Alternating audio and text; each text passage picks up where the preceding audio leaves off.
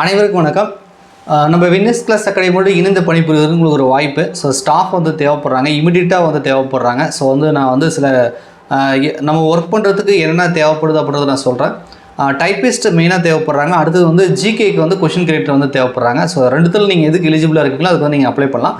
Apply பண்ணுறது Google form லிங்க்கில் வந்து பண்ணணும். லிங்க் வந்து டிஸ்கிரிப்ஷனில் இருக்குது. கண்டிப்பாக நீங்கள் அப்ளை பண்ணும்போது அதை கேட்கக்கூடிய டீட்டெயில் கொடுங்க. மறக்காமல் உங்கள் மொபைல் நம்பரை மிஸ்டேக் இல்லாமல் கொடுங்க. ஒர்க் ஃப்ரம் ஹோம் தான். ஸோ வீட்டிலேருந்து நீங்கள் ஒரு பார்ட் டைமாக ஒர்க் பண்ணுற மாதிரி இருக்கும்.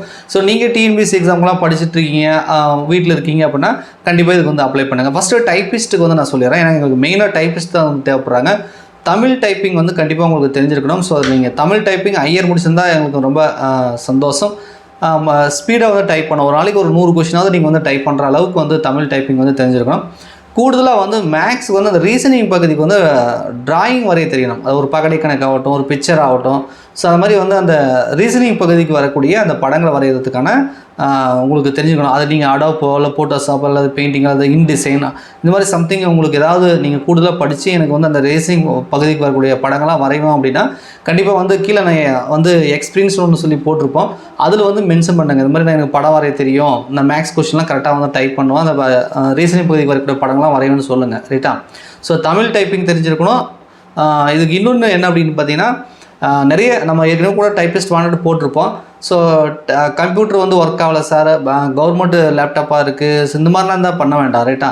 ஸோ நீங்கள் ஏதாவது ஒரு சிஸ்டம் வச்சுருக்கீங்க, ஒர்க்கிங் கண்டிஷனில் இருக்குது, அதில் டைப்பிங் பண்ணுவீங்கன்னா மட்டும் அப்ளை பண்ணுங்கள். ஸோ டைப்பிங் வந்து உங்களுக்கு தெரியணும். டைப்பிங்கே முடிச்சிருந்தாலும் ஒரு 4 வருஷம் 5 வருஷம் ஆகுது, எனக்கு டைப்பிங் டச் இல்லை, நான் மறந்துட்டேன், பண்ணணும்னு எனக்கு தெரியல அப்படின்றது பண்ண வேண்டாம். இப்போதைக்கு எனக்கு நல்லா பண்ணுவேன். ஒரு நாளைக்கு 100 கொஸ்டின் 200 கொஸ்டின் கூட எல்லாம் அடிக்க முடியும். நான் வீட்டில் தான் இருக்கேன், ஃப்ரீயாக தான் இருக்கேன், நான் பண்ணி கொடுப்பேன், எப்போ கேட்டாலும் நாங்கள் வந்து டைப் பண்ணி கொடுப்போம் சார் அப்படின்னா கண்டிப்பாக வந்து நீங்கள் வந்து அப்ளை பண்ணுங்கள். ரைட்டா? ஸோ அதனால் இதே மாதிரி நீங்கள் ஏதாவது ப்ரைவேட்டாக ஜாப் போகிறீங்கன்னா அப்ளை பண்ண வேண்டாம். நீங்கள் ஜாப் போகிறீங்கன்னா ஈவினிங் தான் வருவீங்க, 1 மணி நேரம் 1/2 மணி நேரம் தான் ஒர்க் பண்ண முடியும்னா பண்ண வேண்டாம். வீட்டில் ஃப்ரீயாக இருக்கேன் சார், நான் டிஎன்பிஎஸ்சி எக்ஸாமுக்காக ப்ரிப்பேர் பண்ணிகிட்டு இருக்கேன், நான் அந்த ஃப்ரீ டைமில் எனக்கு கிடைக்கக்கூடிய டைமில் நான் வந்து டைப் பண்ணி கொடுத்துருவேன் அப்படின்னா நீங்கள் வந்து அப்ளை பண்ணுங்கள். இது வந்து டைப்பிஸ்ட்டு. ரைட்டா? பார்ட் டைமாக நீங்கள் வீட்டிலேருந்து பண்ணலாம். ஜிகேக்கு வந்து கொஸ்டின் கிரியேட்டர்.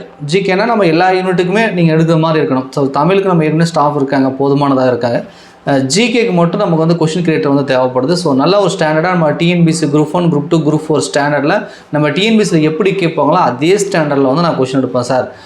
ஓனாக எடுக்கணும். நல்லா ஞாபகம் வச்சுக்கோங்க. ஓனாக குறைந்தபட்சம் வந்து ஒரு குரூப் 2 இப்போ ரீசெண்டாக வந்து இல்லையா குரூப் 2 நீங்கள் ப்ரிலிமினரி எக்ஸாம் வந்து பாஸ் பண்ணிங்கன்னா கண்டிப்பாக உங்களுக்கு முன்னுரிமை கொடுப்போம். ஏன்னா உங்களுக்கு வந்து ரிசல்ட் வர்றதுக்கு ரேங்க் லிஸ்ட் கூட மார்ச்ன்றாங்க. ஸோ நீங்கள் ஏப்ரல் மே வரைக்கும் ஒர்க் பண்ணுற மாதிரி இருக்கும். குறைந்தபட்சம் ஒரு குரூப் 1 ப்ரிலிமினரி எக்ஸாம் இதுக்கு முன்னாடியோ அல்லது குரூப் 2 ப்ரிலிமினரி எக்ஸாம் வந்து நீங்கள் ஏதாவது ஒன்று இதுக்கு முன்னாடி வந்து கிளியர் பண்ணவங்களாக இருக்கணும். ஸோ கொஸ்டின் கிரியேட்டரை பொறுத்த வரைக்கும் அட்லீஸ்ட் அதாவது குரூப் 2 இது மாதிரி ஏதாவது ஒன்று இதுக்கு முன்னாடி வந்து நாங்கள் வந்து பாஸ் பண்ணியிருக்கேன் சார், அட்லீஸ்ட் குரூப் 4 கூட பாஸ் பண்ணியிருக்கேன், சர்டிஃபிகேட் வெரிஃபிகேஷன் வரைக்கும் நான் போனேன், இப்போ வந்து நான் படிச்சுட்டு இருக்கேன் அப்படின்னா கூட ஓகே. கொஸ்டின் கிரியேட்டரை பொறுத்த வரைக்கும் ஏதாவது ஒரு தேர்வில் நீங்கள் பாஸ் பண்ணியிருக்கணும். நம்ம டிஎன்பிஎஸ்சி எக்ஸாமுக்கு மட்டும் தான் நான் கொஸ்டின் கிரியேட்டர் கேட்குறேன், மற்ற தேர்வு கிடையாது. ஸோ அதனால் வந்து பார்த்துக்கோங்க. குறைந்தபட்சம் ஒரு டிகிரி முடிச்சிருக்கணும். ஏன்னா நமக்கு வந்து 75 கொஸ்டின் தான் நம்ம எடுக்க போகிறோம் இல்லையா? 75 வினாக்கள், குறைந்தபட்சம் 50, அதிகபட்சம் 75 கூட போதும். 100 கூட நம்ம எடுக்க போகிறோம். ஏன்னா மேக்ஸ் இருக்கு இல்லையா? ஸோ மேக்ஸ்க்கு நமக்கு ஸ்டாஃப் இருக்காங்க போதுமானதாக. நம்ம ஜிகேக்கு மட்டும் அந்த 75 கொஸ்டின் எடுக்கிறது மட்டும் ஸ்டாண்டர்டாக எடுக்கிறதுக்கு உங்களால் முடியும் அப்படின்னா கண்டிப்பாக வந்து இந்த குரூப் 4 முடிகிற வரைக்கும் உங்களால் ஒர்க் பண்ண முடியும் அப்படின்னா வந்து அப்ளை பண்ணுங்கள். மறக்காமல் உங்கள் மொபைல் நம்பர் கொடுங்க. கண்டிப்பாக எங்களுக்கு உடனடியாக இமீடியட்டாக வந்து தேவைப்படுறதுனால உங்களுக்கு இமீடியட்டாக நீங்கள் அப்ளை பண்ண நாளைக்கு கூட உடனே வந்து நாங்கள் கால் பண்ணுவோம். நன்றி, வணக்கம்.